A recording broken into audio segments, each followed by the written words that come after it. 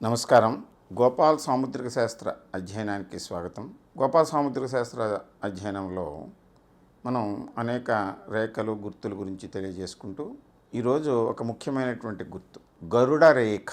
గరుడ రేఖ గురించి కొంత సమాచారం మనం తెలుసుకుందాం. గరుడ రేఖ అంటే అరచేతిలో గుర్తులు రేఖలు అన్నీ కూడా వివిధ రేఖల యొక్క కలయిక వలన గుర్తులు ఏర్పడుతూ ఉంటాయి. ఈ గుర్తులు మనం ప్రకృతిలో కనిపించేటువంటి అనేక పుష్పం అని, లేకపోతే జంతువుల యొక్క భాగాలు, మత్స్యము, చక్రము, శంఖు, త్రిశూలము, ఇలాగా ఒక ఆయుధాలు, ఇలాంటి వాటి యొక్క ఆకారము మనకి ఇక్కడ ద్యోతకమైతే దాన్ని మనం ఆ గుర్తుగా మనం స్వీకరిస్తాము. అయితే ఈ అరచేతిలో గరుడ పక్షి యొక్క తలభాగము, ఆ ముక్కు ఆ విధంగా కనిపిస్తే దాన్ని గరుడ రేఖగా మనం గుర్తించారు. అయితే గరుడ రేఖ యొక్క ఇంపార్టెన్స్ ఏమిటి అంటే, కొంతమంది అపోహలు సృష్టించి ఒక విచిత్రమైన థంబ్నెయిల్స్ పెట్టేసి, గ్రాఫిక్స్ పెట్టేసి, యానిమేషన్ చేసేసి, ఏఐలో కొన్ని టూల్స్లో కొన్ని చూపెట్టేస్తే ఇవన్నీ వాస్తవాలు కాదు. మానవ జీవితం అంటే వాస్తవం. అది అరచేతిలో ఉండేటువంటి రేఖలు వాస్తవం. దీనికి మనం గ్రాఫిక్స్ సినిమాలు చూసినట్టు ఉండదు. పూర్వకాలంలో మనం నాటకాలు చూసేవాళ్ళం. నాటకంలో ఒక ప్రొడ్యూసరు, ఒక డైరెక్టరు, ఒక యాక్టరు చేసినటువంటి దాన్ని ప్రేక్షకులు ఆస్వాదిస్తారు.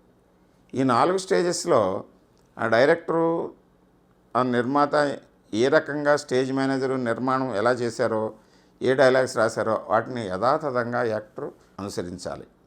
ఒకవేళ అనుసరించడంలో తడబాటు పడిన, కొన్ని మిస్టేక్స్ చేసినా అవి ముందుకు వెళ్ళిపోవటమే తప్ప వెనుకకు మరల్చడానికి అవకాశం ఉండదు. మానవ జీవితం కూడా అంతే.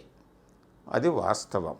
దాన్ని మనం రికార్డ్ చేసి, మళ్ళీ రిమైండ్ చేసి, ఫాస్ట్ ఫార్వర్డ్ చేసి, లేకపోతే యానిమేషన్ చేసి, గ్రాఫిక్స్ జోడించి, ఏఐ టూల్స్ పెట్టి ఎప్పుడు కావాలితే అప్పుడు మనం రకరకాలుగా మార్చుకునేటువంటిది కాదు జీవితం. అలాగే ఈ గుర్తులు కూడా, ఈ గుర్తులు గరుడ పక్షి ఆ ముక్కు గుర్తుంటే, గరుడ పక్షికి సర్పానికి విరోధం కనుక అటువంటి వ్యక్తుల దగ్గరికి పాములు రావు, సర్పాలను చూస్తే పారిపోతాయి. ఇది కాదు అసలు ఆ కాన్సెప్టే తప్పు. గరుడ రేఖ అంటే గరుడ పక్షి యొక్క లక్షణాలు ఈ వ్యక్తిలో మనం ఎలా చూస్తాము, అసలు ఈ రేఖ ఎలా ఏర్పడుతుంది. గరుడ రేఖ సాధారణంగా హృదయ రేఖ రెండుగా ఇలా చీలి గురుస్థానానికి వెళ్ళేటువంటి క్రమంలో, లేదా శనిస్థానానికి ఒక పాయ, ఇలా గురుస్థానానికి ఒక పాయ వెళ్ళేటువంటి క్రమంలో ఇలాగ విడిపోయినటువంటి రేఖ ఈ చివర 2 కొసలు లోపల వైపుకి వంగాలి. అలా కాకుండా ఇలా స్ట్రైట్గా వెళ్ళిపోయినాయి అనుకుందాము, ఇది గరుడ రేఖ కాదు, ఇది ఫోర్క్. అంటే గరుడ రేఖ మనకి కనిపించాలంటే ఈ చివరికి వచ్చేసరికి ఈ రేఖ అలాగా 2 కొసలు కూడా లోపల వైపుకి చూడాలి. దాని తర్వాత ఇంకా శాఖలు ఉంటే ఉండొచ్చు. ఇక్కడ ఈ ప్రారంభంలో ఇక్కడ ఏదైనా ఒక గుర్తు ఏర్పడి ఉంటే దాన్ని మనం గరుడ రేఖ కింద ట్రీట్ చేయొచ్చు. హృదయ రేఖ మీద వచ్చేటువంటి విభజన వల్ల జరుగుతుంది. కొంతమందిలో శిరోరేఖ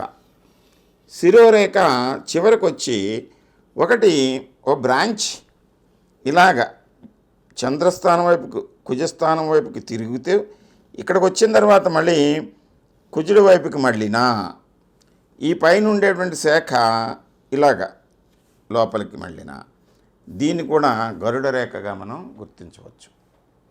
కొంతమంది చేతుల్లో ఈ హృదయ రేఖ ఒకటే ఉండి ఈ అదృష్ట రేఖ ఈ క్రమంలో వెళుతూ, అదృష్ట రేఖ ఇలాగా శనిస్థానం నుండి గురుస్థానం వైపు వెళ్ళినప్పుడు కూడా అదృష్ట రేఖ హృదయ రేఖ కలయిక వలన కూడా గరుడ రేఖ ఏర్పడవచ్చు. అంతేకాకుండా ఇంకా ఎక్కడైనా సరే ఇతర ప్లేసెస్లో, స్థానాల్లో, గ్రహస్థానాల్లో 2 రేఖల యొక్క కలయిక వలన ఆ 2 రేఖలు కలిసి విస్తరించి మళ్ళీ లోపల వైపుకు మళ్ళినప్పుడు, ఇది ఇలాగ ఏర్పడి ఇలా వచ్చినప్పుడు దీన్ని గరుడ రేఖగా మనం గుర్తించవచ్చు. కొంతమందిలో ఇలా ఈ సందర్భంలో ఇక్కడ చిన్న ఏదో ఒక గుర్తు కానీ ఒక రేఖ కానీ కూడా మనం దాన్ని గమనించవచ్చు. దాన్ని గరుడ రేఖగా మనం తీసుకుంటాము.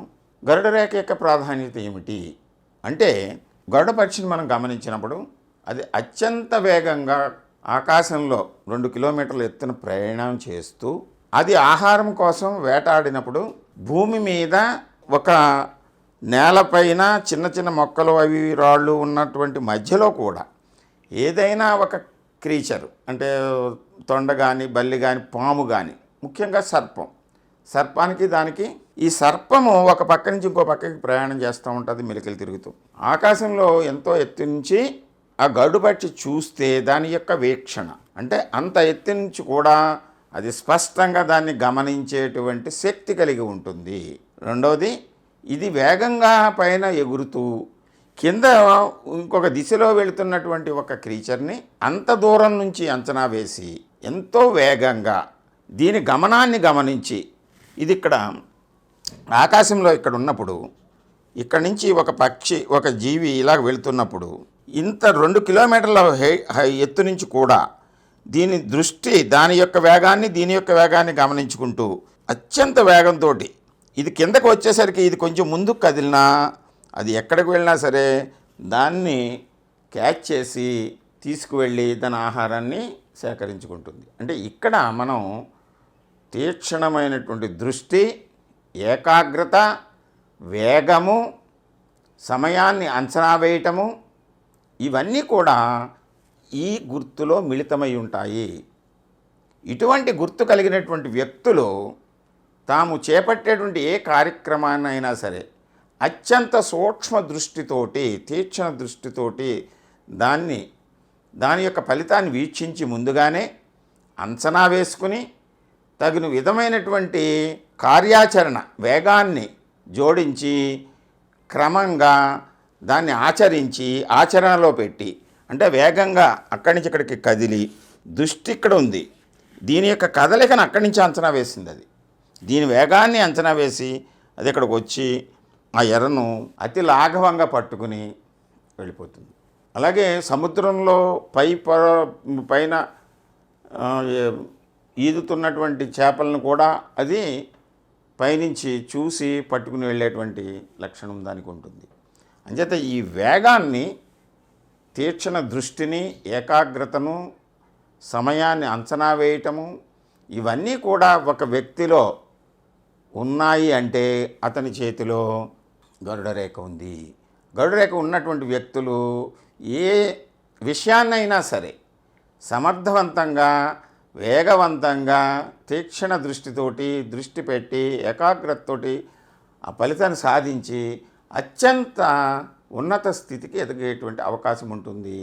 అదే ధన సంపాదనలో అయితే ఏ విధంగా అయినా సరే తాము అంచనా వేసినటువంటి లక్ష్యాన్ని చేరుకుని అత్యంత ధనవంతులుగా, కీర్తివంతులుగా, ఉన్నతమైనటువంటి సంపదను పొంది వాళ్ళ జీవితాన్ని చక్కగా నడుపుకునేటువంటి ఒక క్రమ పద్ధతిలో ఒక శిక్షణను తమ మెదడుకి ఇచ్చి దాన్ని అనుసరించేటువంటి లక్షణం కలిగి ఉంటారు. కనుక గరుడ రేఖ కలిగిన వాళ్ళు అత్యంత వేగంగా, క్రమశిక్షణతోటి, తీక్షణ దృష్టితోటి లక్ష్యాన్ని ఛేదించేటువంటి లక్షణం కలిగి ఉంటారు. కనుక వాళ్ళు ఉన్నత శిఖరాలకు అధిరోహిస్తారని చెప్పవచ్చు.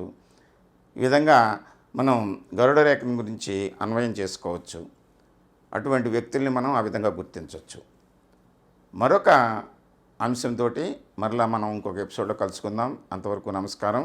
గోపాల సాముద్రిక శాస్త్ర అధ్యయనాన్ని కొనసాగించండి. సబ్స్క్రైబ్ చేసుకోండి, షేర్ చేయండి, కామెంట్ చేయండి. నమస్కారం.